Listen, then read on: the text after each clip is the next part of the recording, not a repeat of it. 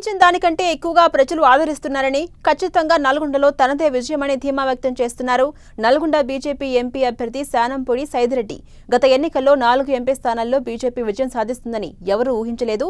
అదే రీతిలో నల్గొండ పార్లమెంట్లోనూ ఈసారి కాషాయ జెండా ఎగరడం ఖాయమంటున్న శానంపూడి సైదిరెడ్డితో మా ప్రతినిధి Chandrashekar face to face. Parliament ఎన్నికల ప్రచారం ముగింపు సమయం దగ్గర పడుతున్న నేపథ్యంలో అభ్యర్థులందరూ కూడా విస్తృతంగా ప్రచారం నిర్వహిస్తున్నారు.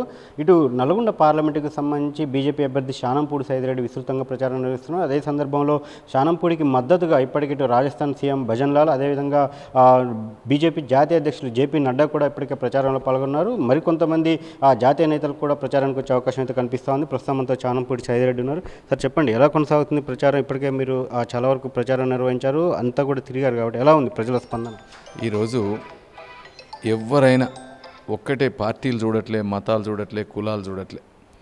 నరేంద్ర మోడీ గారు 3వ అధికారంలోకి రావాలా, అట్లయితేనే దేశం భద్రంగా ఉంటుంది, ఈ దేశ భవిష్యత్తు నరేంద్ర మోడీ గారి ఎన్నిక మీద ఆధారపడ్డది అని మాట్లాడుకుంటా ఉన్నారు. ఎందుకంటే ఈ స్వాతంత్రం వచ్చిన దగ్గర నుంచి ఇన్ని గవర్నమెంట్ చూసుకుంటూ వచ్చిండ్రు చాలామంది. ఈ 10 ఏండ్ల నుంచి ఎప్పుడూ ఒక స్కాములు అనేది లేకుండా, అవినీతికి ఆస్కారం లేకుండా వైట్ పేపర్ లాగా పాలన జరిగిందంటే ఈ 10 ఏండ్ల పాలన.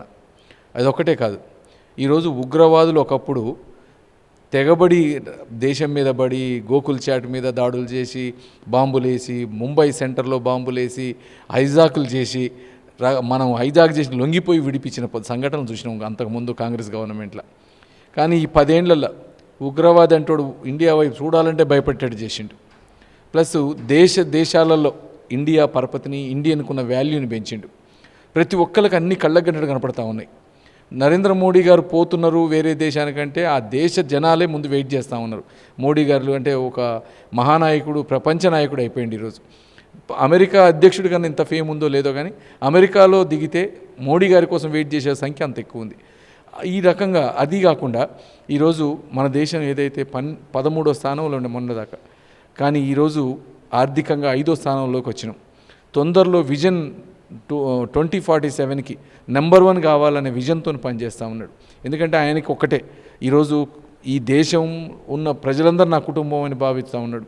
తన సొంతంగా ఏం లేదు, తన సొంతంగా ఆస్తిపాస్తులు లేవు. ఎంతసేపు ఈ దేశం కోసమే పనిచేసే నాయకుడిని ఈరోజు ప్రతి విలేజ్లో గుర్తుపడతా ఉన్నాడు. ఎక్కడికి పోయినా ఒకటే మాట, మోడీ గారు మోడీ మోడీ మోడీ మోడీ గారు కావాల్సిందే మాకంటా ఉన్నారు. అసలు ఈసారి పార్టీలకు అతీతంగా ఎన్నికలు జరుగుతూ ఉన్నాయి. ఒక్కటే ఎజెండా, నరేంద్ర మోడీ గారు, భారతదేశ అభివృద్ధి.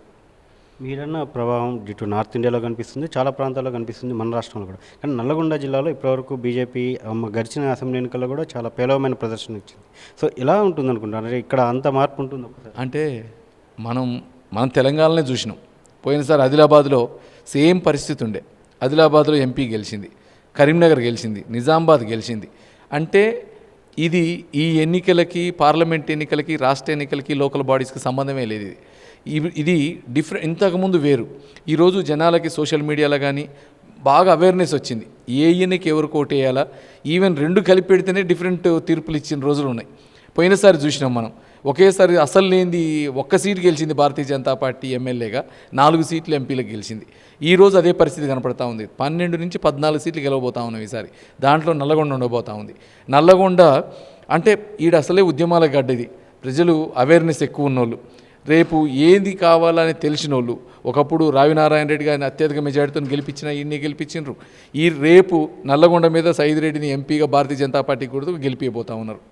వాస్తవానికి గతంతో పోలిస్తే నల్గొండ పార్లమెంట్ పరిధిలో బీజేపీ ప్రభావం పెరిగిందనేది చాలా స్పష్టంగా కనిపిస్తూ ఉంది. అయితే ఇతర అభ్యర్థులు ఇటు కాంగ్రెస్, బీఆర్ఎస్ని కాదనుకొని వాళ్ళని సాధించి విజయం సాధించడానికి మీకు అనుకూల అంశాలు ఏమున్నాయి అనుకుంటున్నారు నియోజకవర్గంలో? అదేవిధంగా ఆ అభ్యర్థులు కాదని మీకు ఎందుకు ఓటేయాలి? ఎందుకంటే ఈరోజు కాంగ్రెస్ అంటేనే కుటుంబ పాలన, బీఆర్ఎస్ కూడా కుటుంబ పాలనే, ప్రాంతీయ పార్టీలు అంతే. ఈరోజు కాంగ్రెస్ని రాహుల్ గాంధీ దగ్గర నుంచి రఘువీర్ రెడ్డి దాకా చూస్తే అందరూ తండ్రుల పేర్లు, తాతల పేర్లు పెట్టుకొని రాజకీయాలకు వచ్చిన వాళ్ళే. కానీ సొంతంగా నిజంగా దేశానికి ఏమైనా చేస్తాం, ఏమైనా కావాలని రాజకీయాలకు వచ్చినోడు ఎవడు లేడు. ఈరోజు ప్రజలు క్రిస్టల్ క్లియర్గా గమనిస్తూ ఉన్నారు ఎవరికి ఓటేయాలి, ఎందుకు ఓటేయాలి, అసలు క్యాండిడేట్ బలబలాలు ఏంది, క్యాండిడేట్ ఎట్లున్నాడని. ఒకటి. రెండోది, నరేంద్ర మోడీ గారి ప్రభావం ముందు ఇవన్నీ కూడా కొట్టకపోతూ ఉన్నాయి. ఎవరు కూడా క్యాండిడేట్ని చూసే పరిస్థితులు లేరు. ఇక కాంగ్రెస్ వాళ్ళు ఇచ్చిన 6 గ్యారంటీలు 600 అబద్ధాలు జనాలకు క్లియర్గా అర్థమైంది. వీళ్ళ వల్ల కాదు, వీళ్ళు ఏ పని చేయరు, వీళ్ళు ఎంతసేపటికి పదవుల కోసం కొట్లాట.